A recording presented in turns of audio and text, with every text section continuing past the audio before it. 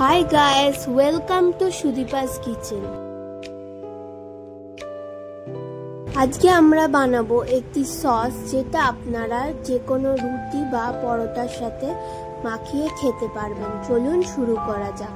সবার প্রথমে আমরা কড়াইতে জল দিয়ে দিয়েছি, তার মধ্যে দিয়ে দিয়েছি 2টি পেঁয়াজ এবং 4টি টমেটো এবং তার মধ্যে দিয়ে দিয়েছি 8টি রসুনের কোয়া এবং সামান্য পরিমাণে আদা। তারপর সেটিকে ভালো করে গরম জলে ফুটিয়ে নিয়েছি। তারপর টমেটোগুলির খোসা ছাড়িয়ে নিয়েছি ভালোভাবে।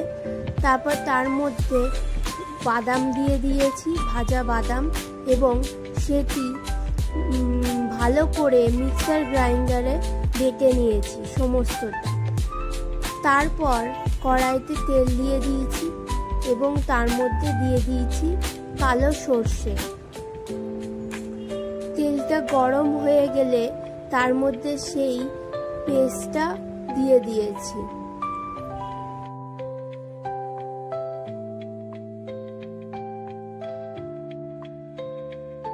তার মধ্যে দিয়ে দিয়েছি সামান্য পরিমাণে লবণ এবং সামান্য পরিমাণে হলুদ গুঁড়ো।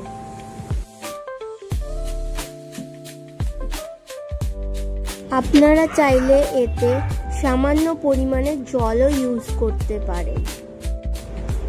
এই রেসিপিটি আপনারা বাড়িতে অবশ্যই ট্রাই করে দেখবেন, নিশ্চয়ই আপনাদের ভালো লাগবে যে কোনো রুটি বা পরোটার সাথে মাখিয়ে খেতে।